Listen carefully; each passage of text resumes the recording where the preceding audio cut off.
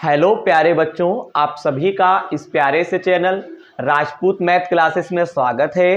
तो बेटे, आज की क्लास में हम लोग कक्षा 12 की भौतिक विज्ञान का जो 2022 का जो सेट 2 पेपर है बेटा, इसके न्यूमेरिकलों का हल आज की क्लास में बेटा हम लोग समझने वाले हैं। बेटे, इससे पहले की वीडियो में इसी सेट 2 के कुछ न्यूमेरिकल लगवाए गए थे, वो वीडियो काफी छोटी थी। आज की वीडियो में बेटा सेट 2 पेपर जो भौतिक विज्ञान का है 2022 का, इसमें जो शेष न्यूमेरिकल रह गए थे उन सभी न्यूमेरिकलों का हल जो है आज की क्लास में बेटा हम लोग समझेंगे। तो बेटे, वीडियो में अंत तक बने रहिएगा। अगर आपने चैनल को सब्सक्राइब और वीडियो को लाइक अगर नहीं किया है तो तुरंत बेटा कर दें, क्योंकि आज की क्लास बहुत ही महत्वपूर्ण होने वाली है। और यकीन मानिए, इन जो आपको सलूशन हम यहां पे करवाएंगे, इन्हीं सवालों से संबंधित ही सवाल आपका 2023 में जो है पेपर में प्रश्न आने वाले हैं। ठीक है बेटा, तो वीडियो की शुरुआत करते हैं। तो बेटा, यहां पे हम आपको जो प्रश्न का जो हल बताने वाले हैं, ये प्रश्न नंबर 4 का यहां पे जो खा दे रखे हैं उसका हल बेटा हम आपको पहले समझाएंगे। तो बेटा, प्रश्न नंबर 4 का जो खा है वो आपको बेटा स्क्रीन पर दिखाई पड़ रहा होगा। तो बेटे, प्रश्न क्या कहते हैं? हमसे कहते हैं एक 50 वाट और एक 100 वोल्ट लैंप को 200 वोल्ट और 50 हर्ट्ज विद्युत मेंस से जोड़ा गया है। लैंप को जलाने के लिए उसके श्रेणी क्रम में जुड़े आवश्यक संधारित्र की धारिता ज्ञात कीजिए। बेटा, हमें यहाँ पे क्या ज्ञात करना है? धारिता ज्ञात करना है। तो देखिए बेटा, हम यहाँ पे कैसे सॉल्व करेंगे।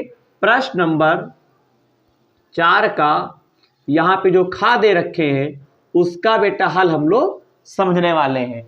अब बेटा देखिए, यहाँ पे क्या क्या दे रखे हैं? 50 वाट। बेटे, वाट को बेटा हम किससे लिखते हैं? पी से लिखते हैं। तो बेटा पी बराबर आपको यहाँ पे दे रखे हैं 50 वाट, क्योंकि बेटा शक्ति का जो मात्रक होता है बेटा वो वाट होता है। और सुनिए, 100 वोल्ट दे रखे हैं। वोल्ट जो होता है विभव का मात्रक होता है, यहाँ पे बेटा 100 वोल्ट लिख देंगे।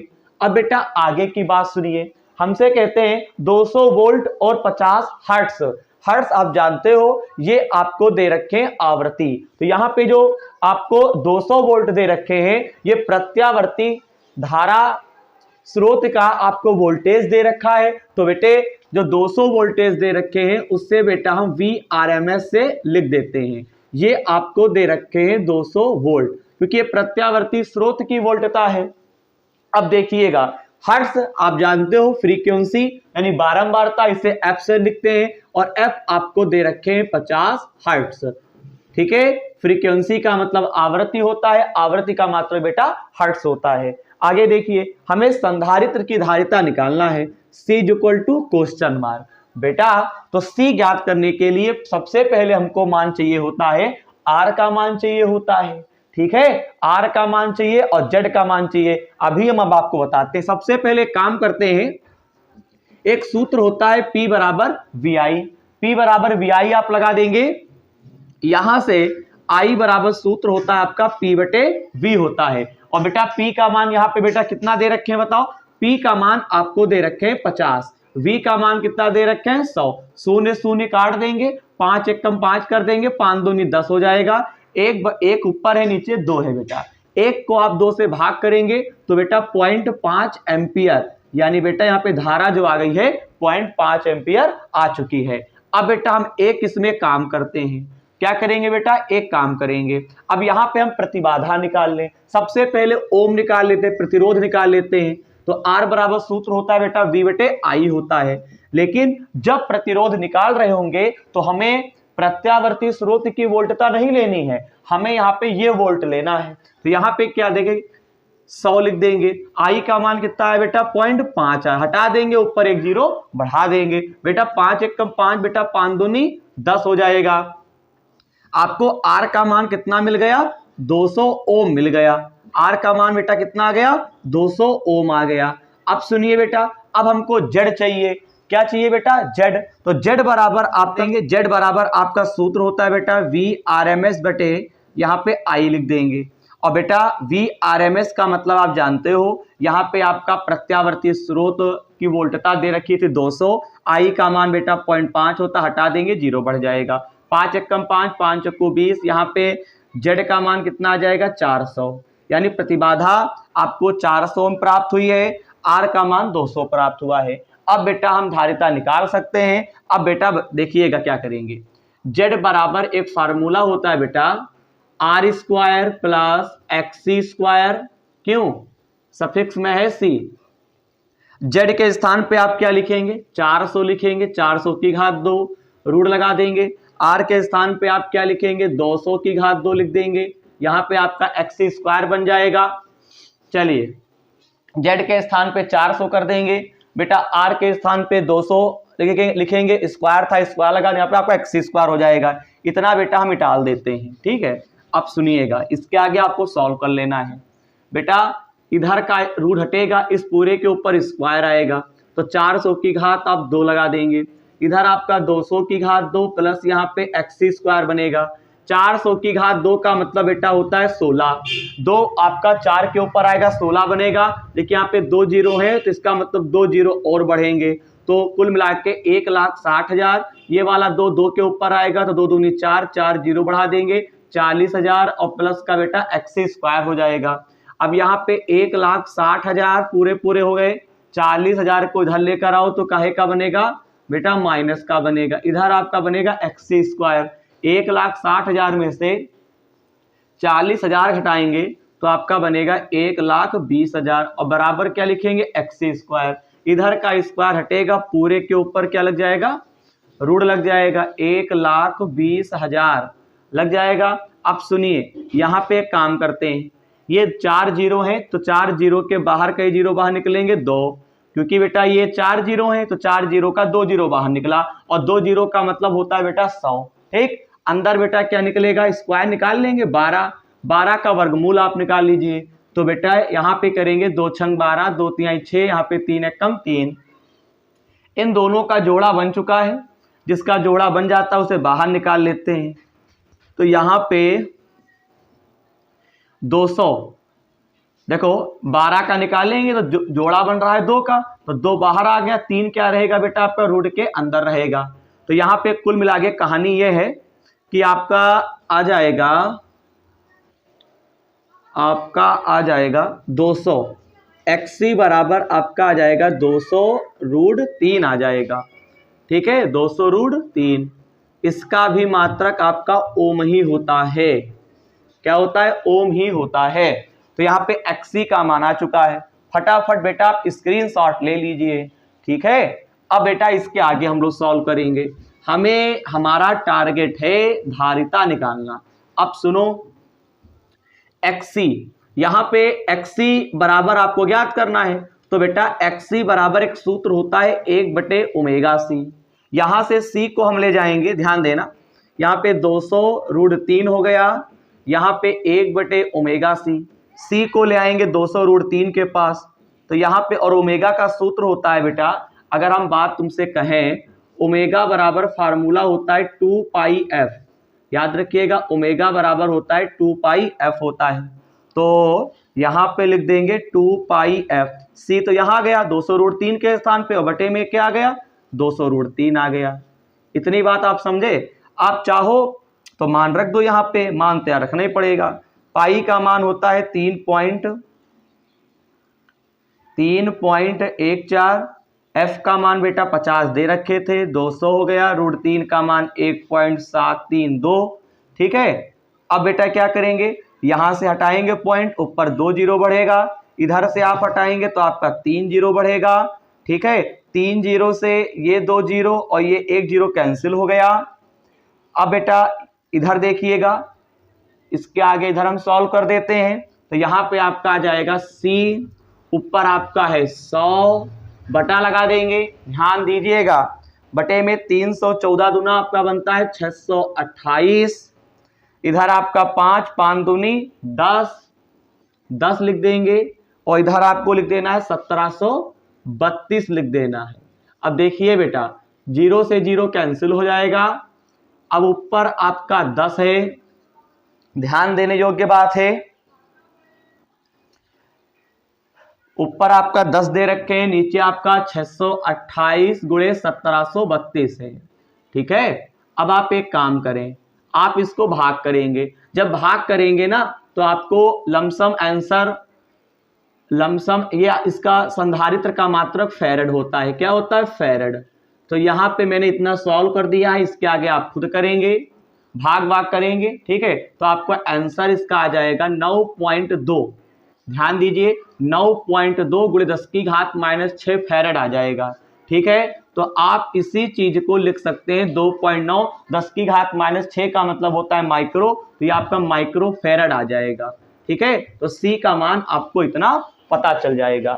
मैं उम्मीद करूंगा प्रश्न नंबर 4 का यहाँ पे जो खा दे रखे थे उसका जो भी हल था वो आप अच्छे से समझ गए होंगे।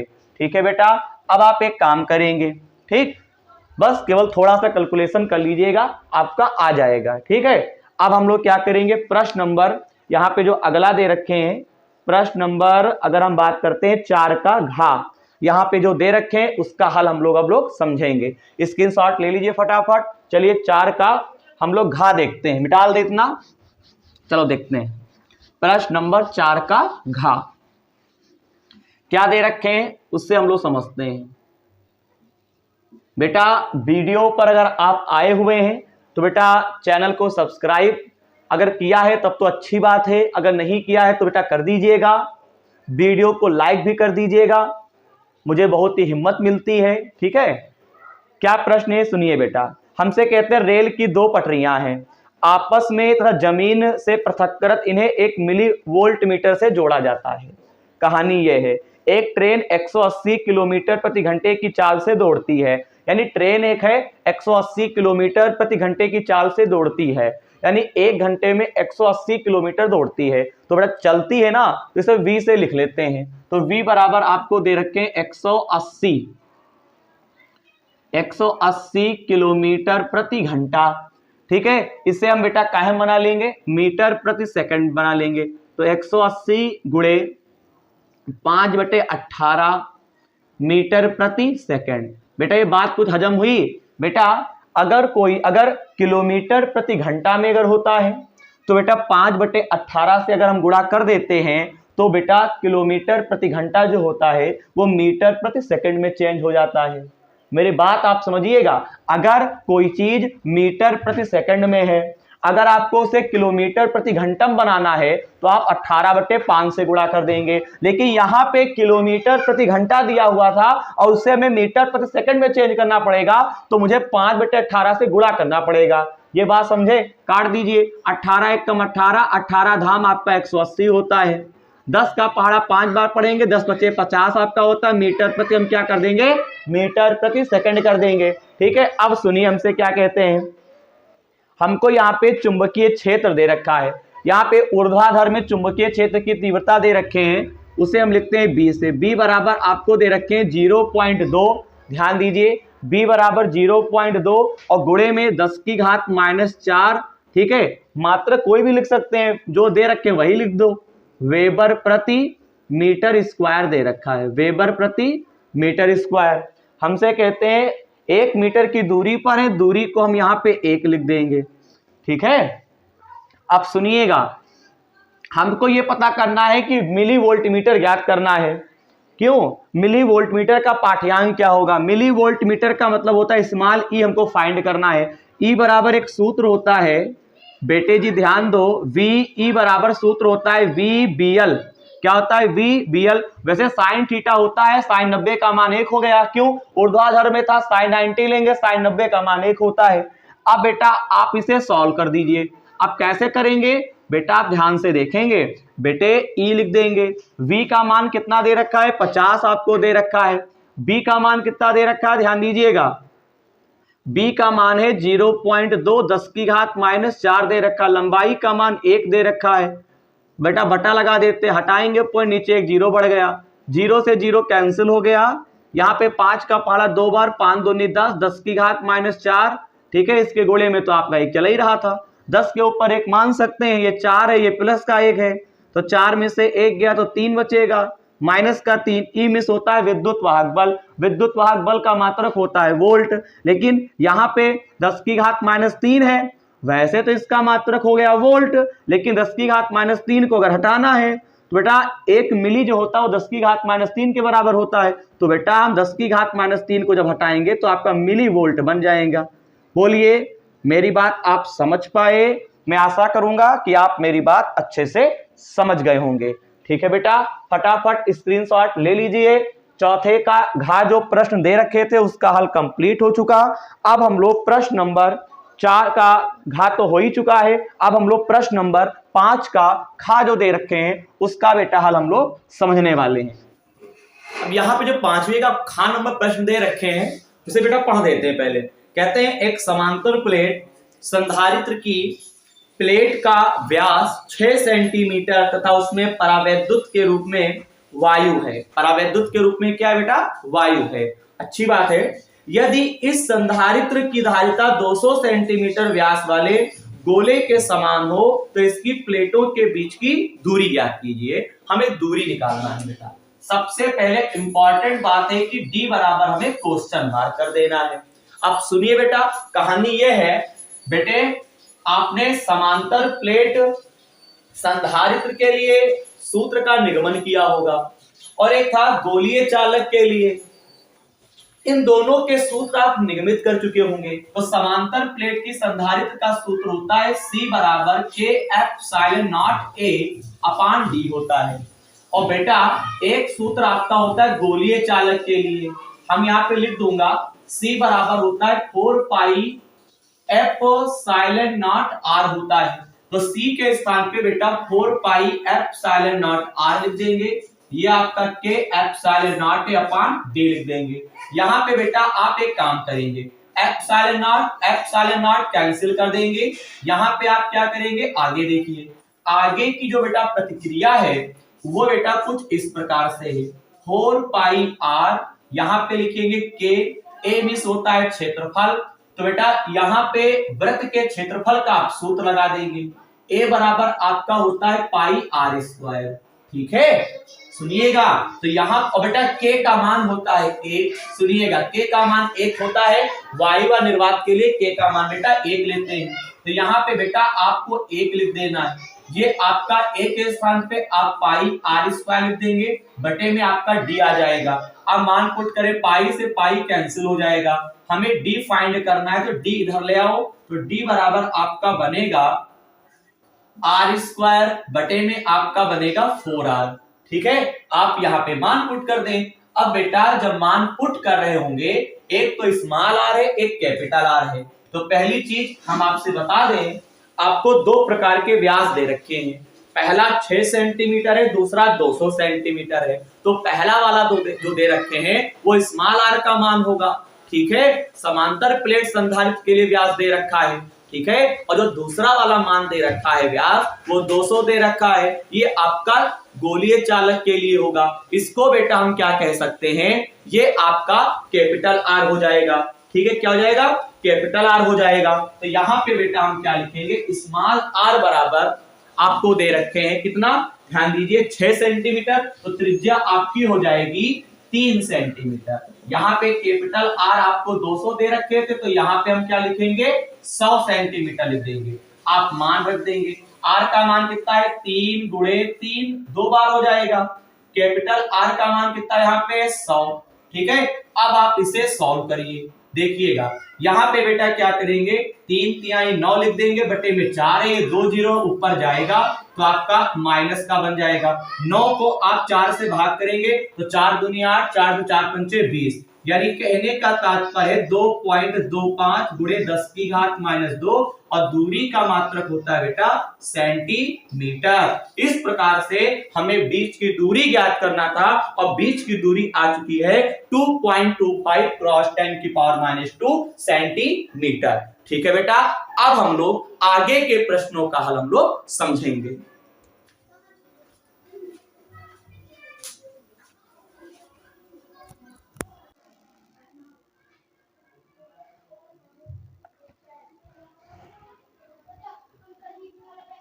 अबे अरे रुको, तेज तो मैंने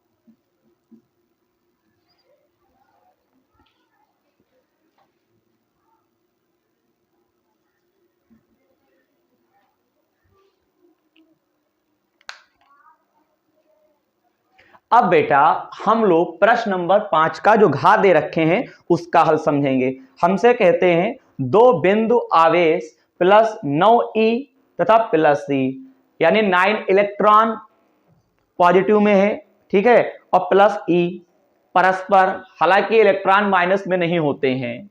अरे बेटा प्लस e लिखा है, ठीक है, प्लस 9e तथा प्लस e परस्पर a दूरी पर हैं। बताइए तीसरे बिंदु आवेश Q को दोनों बिंदु आवेशों को मिलाने वाली रेखा पर कहां रखें कि वह संतुलन में हो जाए। तो बेटे हम आपसे बता दें, बेटा हमारे पास एक निकाय है, ध्यान दीजिए बेटा, क्या है, हमारे पास एक निकाय है। ये क्या है आपका, ये निकाय है। तो बेटा एक तरफ प्लस 9e है, एक तरफ आपका प्लस e है। देखिए यहां पे समान प्रकृति के दो आवेश हैं और हमें तीसरा आवेश रखना है। तो बेटा तीसरे आवेश को हमेशा बेटा बीच में लिखेंगे। ध्यान रखिएगा, जब भी समान प्रकृति के आवेश हों उसमें कहे तीसरा आवेश Q को कहां रखा जाए, तो आप बीच में रख देंगे, ठीक है। इधर 9e है, इधर प्लस e है, तो जिधर कम होगा, पहली चीज तो जब समान प्रकृति के आवेश होंगे उनके बीच में तीसरा आवेश बीच में रखेंगे, ठीक है। और इन दोनों आवेशों के बीच की दूरी आपका स्मॉल a दे रखे हैं। बेटा जी कितना दे रखे हैं, स्मॉल a दे रखे हैं। और सुनिए बेटा, और सुनिए, प्लस 9e से Q तक को हम बेटा प्लस 9e से Q तक की दूरी को बेटा हम मान लेते हैं x। ध्यान दीजिएगा, जिधर ज्यादा है 9e बड़ा है, इधर आप x मान लेंगे, और यहां पे प्लस का इधर कम हो जाएगा, इधर आप कम मान लेंगे दूरी, ठीक है। तो टोटल दूरी थी a, ये x माना, तो बताओ ये कितना आएगा, a माइनस x आ जाएगा। कितना आ जाएगा, a माइनस x आ जाएगा। ये बात कुछ पता चली।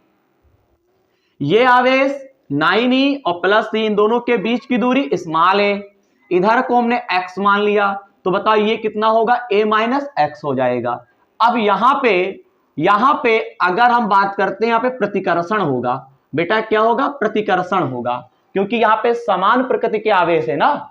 हमसे कहते हैं तीसरा आवेश इस प्रकार से रखो कि संतुलन की अवस्था में आ जाए। तो बेटे संतुलन की अवस्था के लिए, संतुलन की यहां पे लिखेंगे अवस्था में।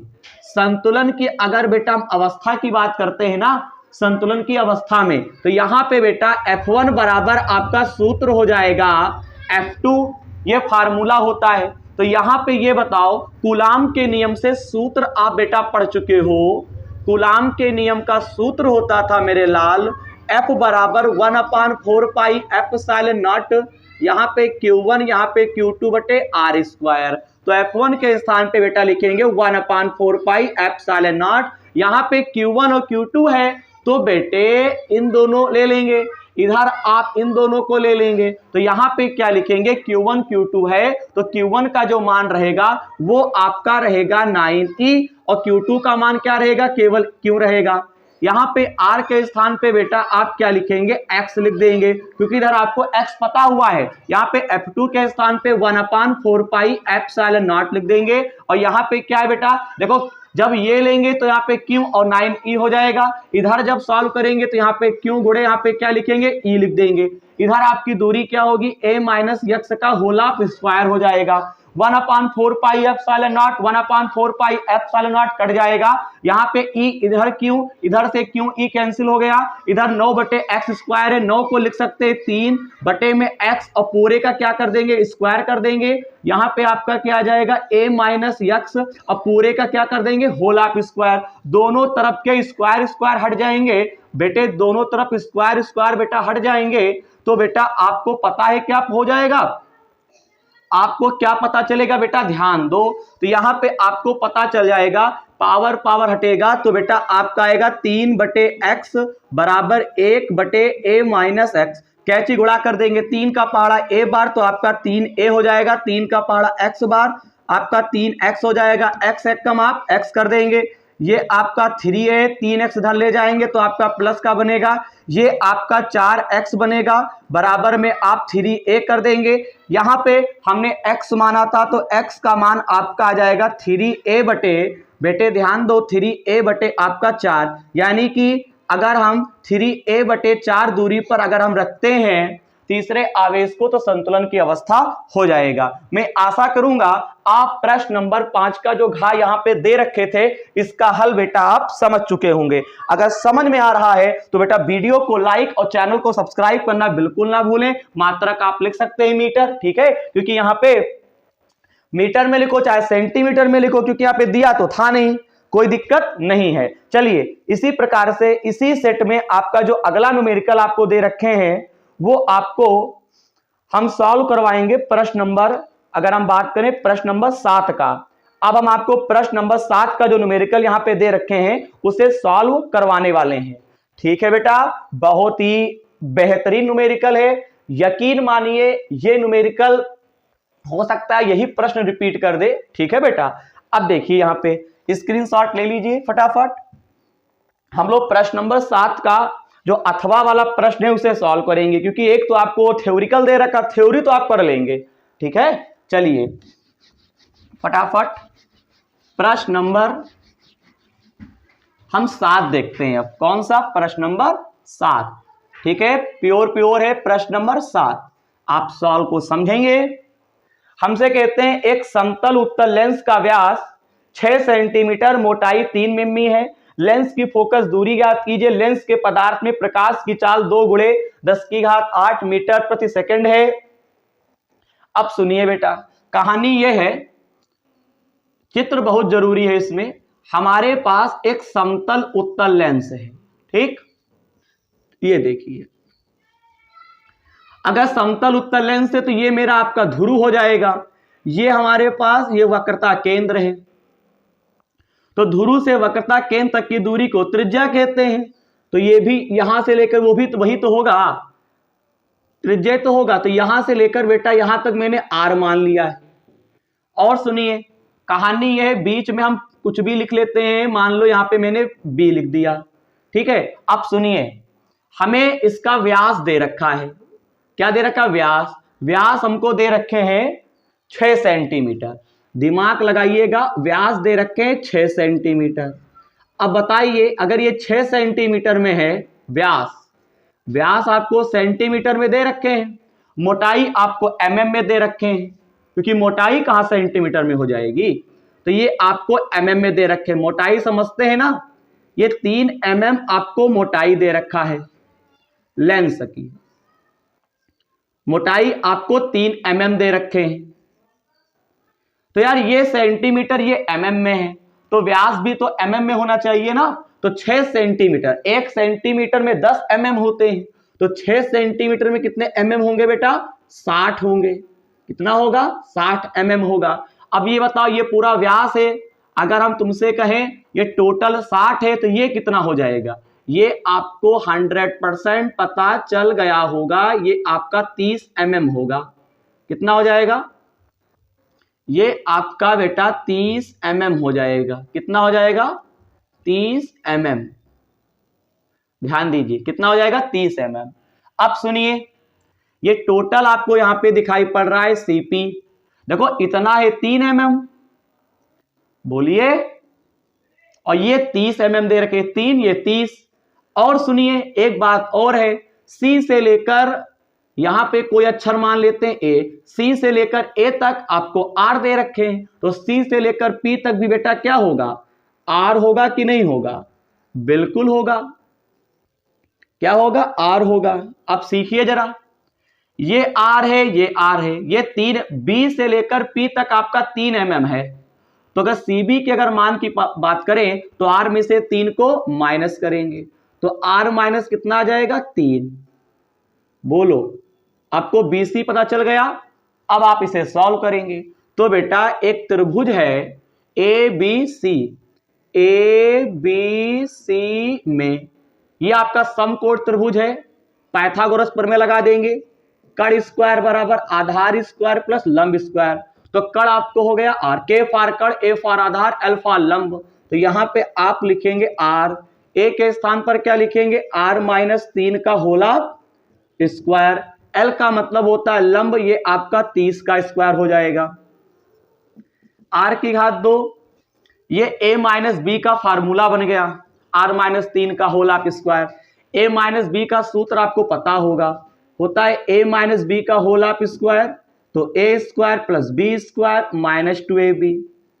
ठीक, तो देखो यहाँ पे a था तो a स्क्वायर आप क्या लिखोगे r स्क्वायर, यहाँ b था तो b स्क्वायर आप क्या लिखोगे 3 का स्क्वायर, ये माइनस 2ab तो 2, a का मान r और b का मान कितना है 3। 30 की घात 2 का मतलब मालूम बेटा क्या हो जाएगा, ध्यान दीजिएगा, 30 की घात 2 का मतलब होता है 900। बोलिए क्या बनेगा, 900 बनेगा। आर स्क्वायर कैंसिल, क्योंकि बीच में प्लस का निशान है, बराबर का दाएं बाएं प्लस के हैं, इधर 0 हो गया। 3 की घात 2 का मतलब 9, ये आपका कितना बनेगा 2ab होता है ना। तो एक चीज छूट गई है, देखो 2ab यहाँ पे 3 हो जाएगा और फिर यहाँ पे क्या लिख देंगे 900, तो यहाँ पे 2×3 6r बनेगा और प्लस का 900। 909 कितना होता है 909, 6 इधर लाएंगे तो प्लस हो गया, ये आपका 909 बनेगा। कितना बनेगा 909 बनेगा।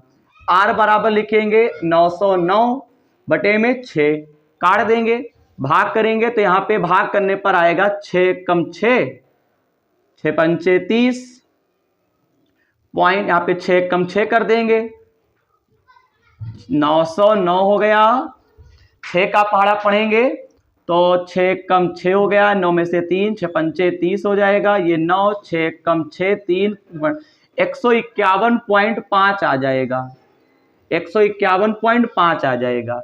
लेकिन ये चीज जो हमारे पास आई हुई है 151.5, ठीक है, ये हमको प्राप्त होगा मान सेंटीमीटर में। काहे में प्राप्त होगा, सॉरी सेंटीमीटर में नहीं, mm में मान प्राप्त हुआ, इसे बना लो सेंटीमीटर में। ठीक है, इतना आप कर चुके होंगे, मिटा दें, स्क्रीनशॉट ले लीजिए।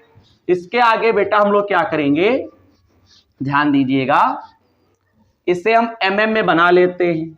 तो 151 पॉइंट यहाँ पे 5, ये mm आपको दिए हुए थे, सेंटीमीटर बनाने के लिए 10 से भाग करना पड़ेगा।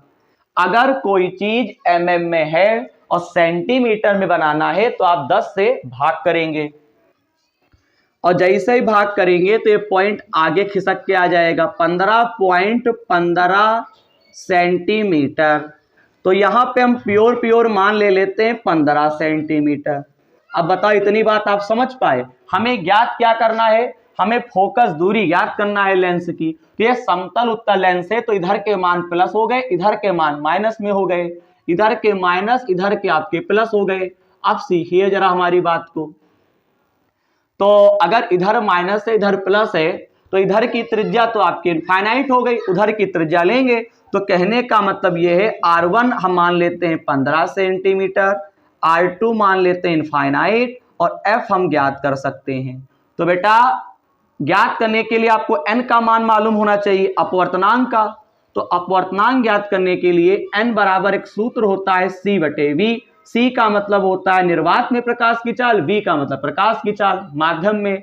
तो निर्वात में प्रकाश की चाल का मान होता है 3 × 10⁸, और माध्यम में प्रकाश की चाल आपको दे रखे हैं 10⁸, कैंसिल हो गया, 3 को 2 से आप भाग करेंगे तो 1.5 आ जाएगा। ठीक है, फटाफट करिए। अब इसके आगे आप सॉल्व कर लेंगे, अभी आपको फोकस दूरी पता चल जाएगी। अब बेटा इसी के आगे बेटा ऊपर सॉल्व कर लीजिएगा। 1/f बराबर n-1 ब्रैकेट में 1 आप r1 1 बेटा r2 लिख देंगे। तो यहां पे n का मान कितना है 1.5, r1 का मान आपको कितना दे रखे हैं बोलो 15, r2 का मान इनफाइनाइट है, ये पूरा मिटा दें। अब आप सॉल्व कर लीजिए, फटाफट देखेंगे। देखिए क्या करेंगे, यहाँ पे 1.5 में से 1 घटाएंगे तो पॉइंट आपका 5 हो जाएगा, इनफाइनाइट का मतलब हट जाएगा, हटाएंगे 0 बढ़ेगा, 5 × 1 = 5, 5 × 3 आपका 15 आ जाएगा। तो तो मैं कह सकता हूं कि F का मान प्योर जो आएगा वो आपका 30 सेंटीमीटर आएगा। 1 तो हट ही गया। बताइए, ये बेटा बहुत ही इंपॉर्टेंट क्वेश्चन है। तो F बराबर 30 सेंटीमीटर आपका आंसर हो जाएगा। और बेटा उत्तर लेंस की तरह, यानी कहने का मतलब है कि उत्तर लेंस की फोकस दूरी आ गई, व्यवहार करेगा। मैं उम्मीद करूंगा कि आप इस प्रश्न का हल बेटा समझ गए होंगे। ये प्रश्न नंबर 7 का अथवा वाला प्रश्न था। अब बेटा हम लोग प्रश्न नंबर 8 का हल समझेंगे। ये बेटा इस सेट का जो है बेटा आखिरी न्यूमेरिकल है। और बेटा इस न्यूमेरिकल को बेटा हम बहुत ही कायदे से हम आपको समझाने का प्रयास करेंगे, क्योंकि बेटा इन्हीं से तो न्यूमेरिकल बनते हैं। चलिए प्रश्न नंबर 8 देखते हैं।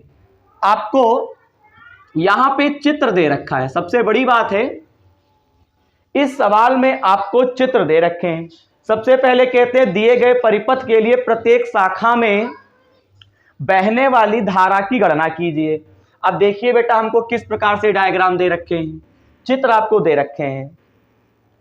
चित्र आपको एक बॉक्स के रूप में दे रखा है। देखिए ध्यान से, ये एक बॉक्स है।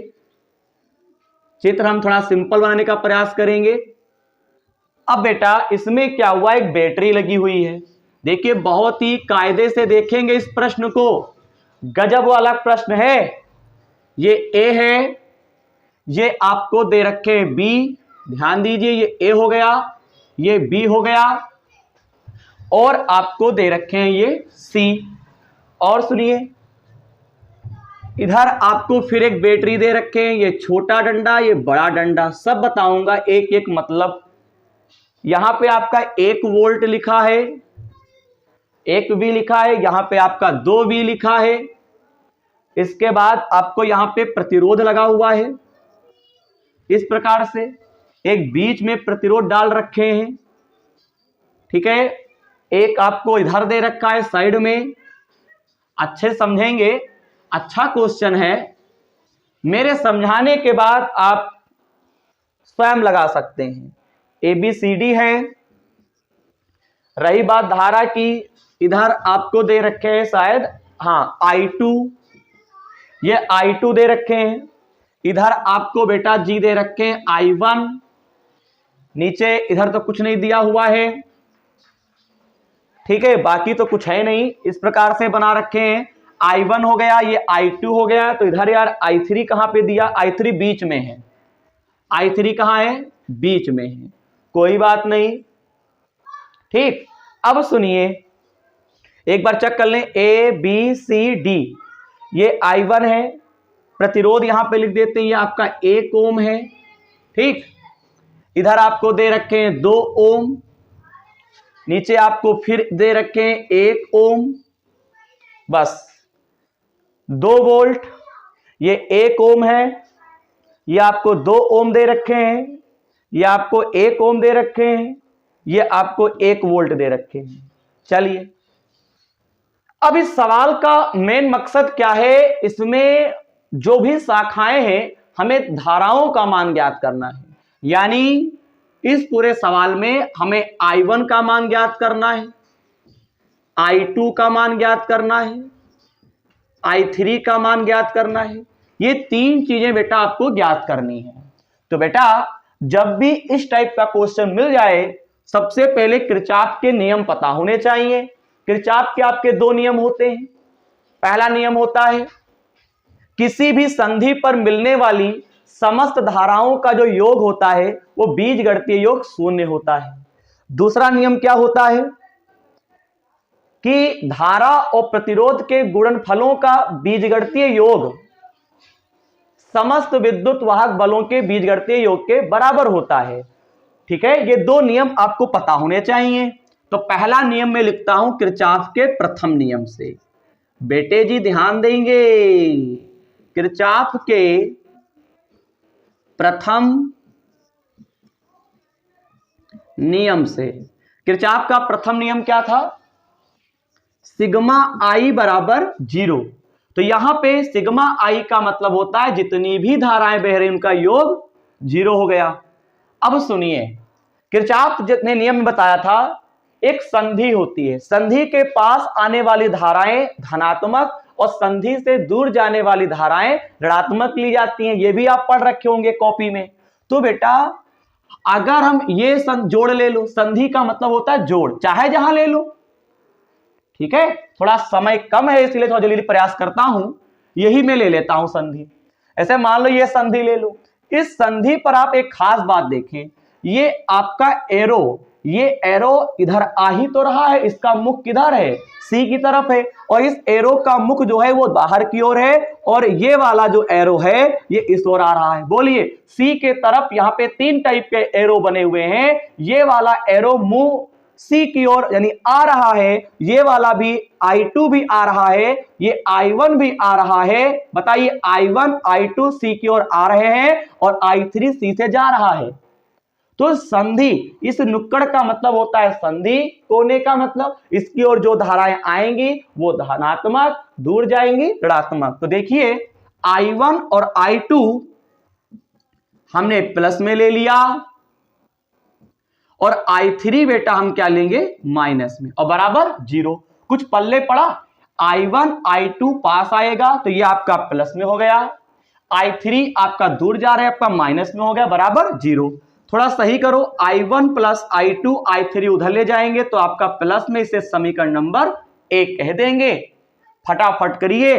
अब सुनिए बेटा, इसी के आगे बेटा हम लिखेंगे, अब आप क्या करेंगे, इसमें 2 भाग हैं, एक तो आपका ए बी सी है, एक आपको ए डी सी दे रखे हैं, तो कोई एक भाग ले लेंगे। तो हम एक एक भाग में किरचॉफ का द्वितीय नियम लगाएंगे, क्योंकि प्रथम नियम तो धाराओं के लिए, दूसरा नियम धारा, प्रतिरोध और विद्युत वाहक बल के लिए।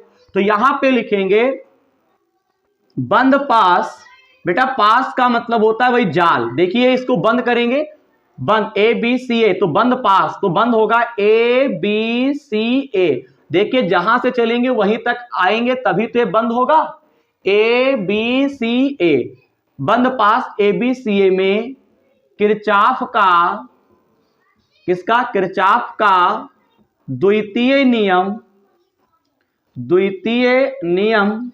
लिखेंगे लगाने पर।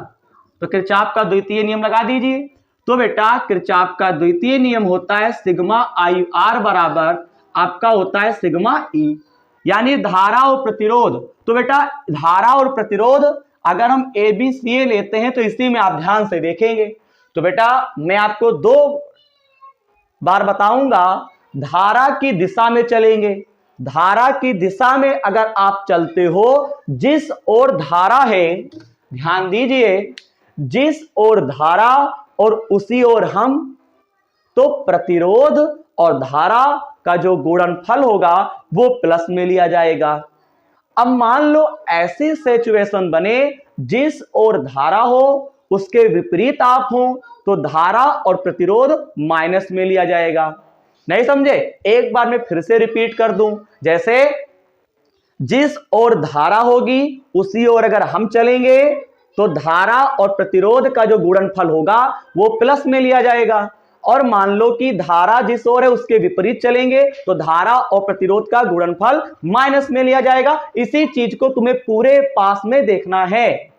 चलिए तो कहीं चलो, रटना नहीं है, कहीं चलिए, चलो बैटरी चलते हैं। तो देखो यहां चलते हैं तो ये I1 पड़ा, तो I1 का मुख उधर है, उधर ही दिशा में चल रहे हैं, तो I1 हो गया धारा और ये हो गया प्रतिरोध, तो I1 और 1 आपका प्लस में होगा, तो I1 गुणे 1 लिख देंगे। अब सुनिए बेटा, यहां पे जब नीचे आएंगे तो अब यहां पे चलेंगे, तो I3 का मुख इधर है, तो I3 यानी जिस दिशा में, देखो ऐसे चलेंगे, ध्यान दो, ऐसे ऐसे चल रहे हैं, फिर ऐसे ऐसे आएंगे, नहीं आएंगे, तो ऐसे जब चलोगे तो I1 और 1 आपका प्लस में हो गया। यहाँ पे क्या करेंगे, इधर आएंगे, तो यहाँ पे I3 और 2 आपका क्या होगा, प्लस में ही लिया जाएगा। तो यहाँ पे प्लस, क्योंकि I1 और 1 धारा की दिशा में चल रहे हैं, ये भी I3 और 2 भी धारा की दिशा में, दोनों मान पॉजिटिव होंगे, तो यहाँ पे लिखेंगे बेटा 2I3, ठीक है। 2 और I3 के बीच में कोई निशान नहीं है, जिनके बीच में निशान नहीं होता गुणे का ही तो मानते हैं। अब बराबर, तो सारे प्रतिरोध एक तरफ, वोल्टता एक तरफ लेते हैं, तो सारे प्रतिरोध इस तरफ आ चुके हैं। अब यहाँ पे खास बात है, तो इस पूरे पास में प्रतिरोध और धाराएं हो चुकी हैं। अब बात आती है किसकी, वोल्टता की। तो जब ऐसे चल रहे हैं तो यहां पे देखो बेटा, छोटा डंडा माइनस होता है, बड़ा डंडा प्लस होता है। ये बात आपको सर ने पढ़ाया ही होगा। तो ये माइनस है, ये प्लस है, तो बेटा माइनस से प्लस की ओर आ रहे हैं ना, तो ये बेटा आपका वोल्टता काहे में लिया जाएगा, प्लस में लिया जाएगा, क्योंकि माइनस से फांद रहे हैं प्लस की तरफ, तो प्लस एक तो लिया जाएगा। मान लो इधर से इधर आते तो वोल्टता माइनस में होती, प्लस से माइनस की ओर फांद रहे ना।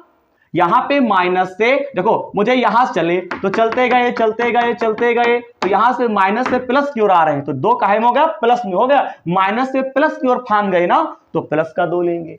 ठीक है, I1 एक कम आपका I1 हो जाएगा, ये आपका 2I3, ये 2 ले लेंगे। यहां पे I1 लिख देंगे, I3 के स्थान पे बेटा हम लिख सकते हैं I1 प्लस I2। यहां पे लिखेंगे I1 प्लस I2 बराबर 2 हो जाएगा। इतना फटाफट चलिए इधर लगा देते हैं। तो यहां पे बेटा आप सॉल्व करेंगे, थोड़ा ध्यान दीजिएगा। I1 प्लस का हो गया, यहां पे गुणा करेंगे, ये आपका बनेगा 2I1 प्लस का यहां पे आपका 2I2 बराबर का 2 बन जाएगा। यहां पे क्या करेंगे, ये आपका बनेगा 2I2 और बराबर का 2, 2I1 प्लस 2I2 बराबर 2, 2I1 एक I1 आपका 3I1 प्लस का यहाँ पे 2I2 बराबर 2। ये समीकरण नंबर आपकी 2 हो जाएगी। ठीक है, यहाँ पे समीकरण 1 हमको मालूम है, समीकरण नंबर 2 मालूम है, और हमें I1, I2 और I3 का मान ज्ञात करना है। अब एक काम करो, अब हम लोग क्या करेंगे बेटा, इसी के आगे आप फटाफट एक काम करेंगे, इसी के आगे अब हम लोग आगे सॉल्व करेंगे। तो यहां पे अब जो हम लोग सॉल्व करेंगे वो ये है, ध्यान दीजिएगा। दूसरा ले लो, तो यहां पे लिखेंगे अब बंद पास, बेटा लिखेंगे बंद पास, नाम क्या हो जाएगा, ध्यान दीजिए बेटा, यहां पे नाम क्या, बंद पास ADCA, ADCA में किरचॉफ का, यहां पे लिखेंगे किरचॉफ का द्वितीय नियम, द्वितीय नियम, यहां पे क्या लिखेंगे, द्वितीय नियम लगाने पर। अब देखिएगा, जब द्वितीय नियम बंद पास ADCA में किरचॉफ का द्वितीय नियम लगाएंगे तो यहां पे फिर वैसे काम करो। तो बेटा चाहे जहां चलो, ये कोई दिक्कत नहीं है।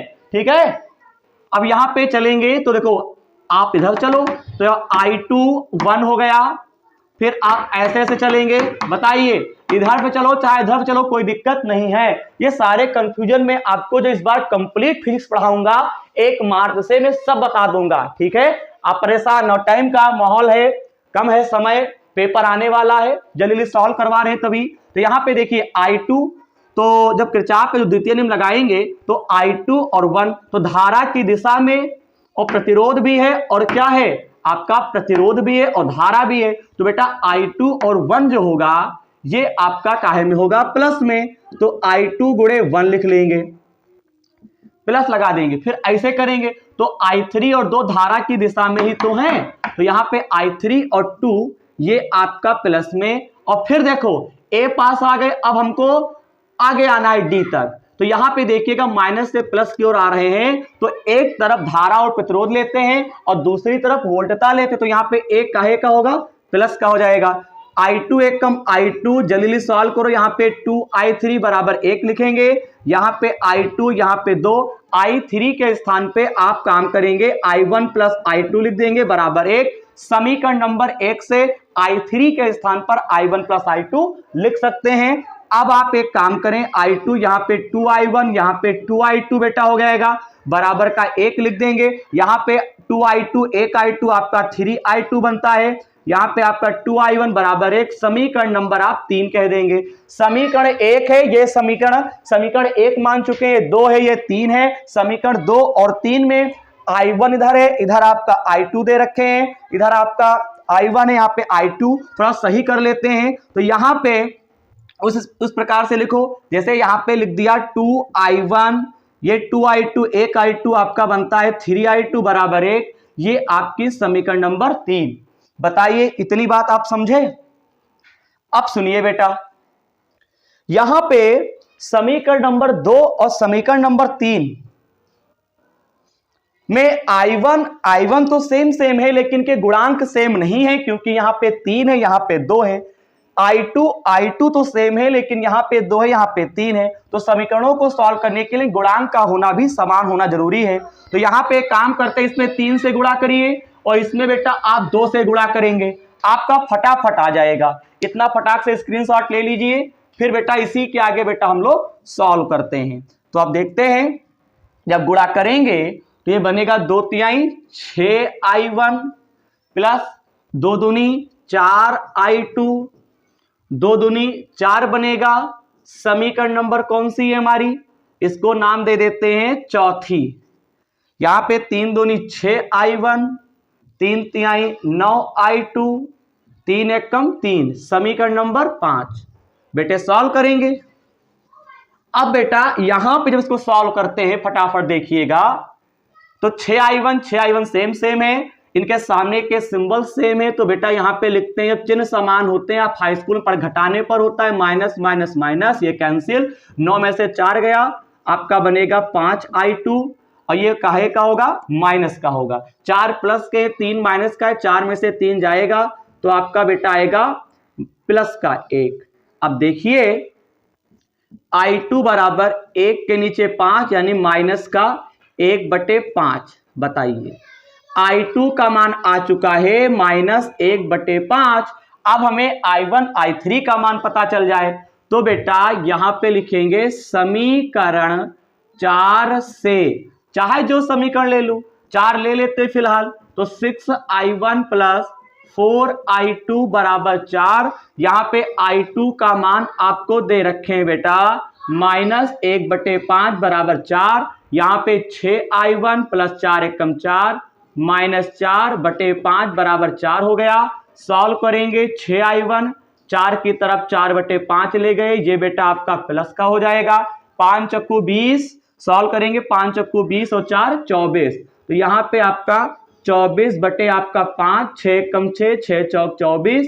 I1 का मान आपका 4/5 आ जाएगा। I1 का मान आ चुका है। अब हमको बेटा I3 का मान चाहिए। फटाफट स्क्रीनशॉट लीजिए दम लगा के, और बेटा चैनल को सब्सक्राइब करना यार बिल्कुल मत भूलिएगा। अब देखिएगा I2 का मान मालूम है, I1 का मान मालूम है, अब हमें I3 का मान पता कर लेना चाहिए। चित्र को बेटा मिटा देते हैं, चित्र का काम खत्म हो चुका है। तो यहां पे बेटा देख लेते हैं I3 का मान। तो बेटा I3 बराबर मैंने लिखा था I1 प्लस I2, तो I1 का मान कितना है माइनस 1/5, I2 का मान है 4/5, इनके हर है समान, तो एक बार लिख लेंगे, 4 में से 1 गया, क्योंकि एक माइनस का है ना, तो 3/5 AMP। बताओ I3 का मान आ गया 3/5 एम्पियर। मैं उम्मीद करूंगा प्रश्न नंबर 8 का भी हल समझ गए होंगे। प्रश्न नंबर 8 और प्रश्न नंबर 7 का जो मैंने हल इस वीडियो में दिया हुआ है, ये बेटा बहुत ही इंपॉर्टेंट है। यकीनन मानिए, हो सकता है इससे यदि यही न्यूमेरिकल आ जाए, हो सकता है, या फिर हो सकता है इसी के ऊपर आधारित प्रश्न आ जाए। ठीक है बेटा, क्योंकि ये 2 क्वेश्चन बहुत ही अच्छे थे।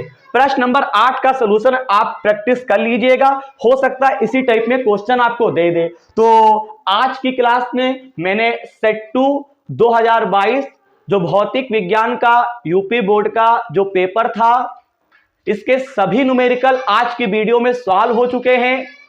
और इसके पहले की वीडियो में मैंने कुछ न्यूमेरिकल लगवाए थे, आज की वीडियो में यानी टोटल 2 वीडियो में सारे न्यूमेरिकल कंप्लीट हो गए। अगर आप और भी वीडियो देखना चाहते हैं तो चैनल की प्लेलिस्ट में जाएंगे, आप देख सकते हैं, सभी वीडियो आपको मिल जाएगी।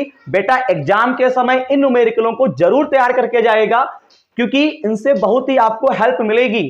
तो बेटा अंत में एक बार फिर कह देते हैं, वीडियो अच्छी लगी हो चैनल को सब्सक्राइब और वीडियो को लाइक करना बिल्कुल मत भूलिएगा। तो बेटे मिलते हैं अगली वीडियो में, धन्यवाद।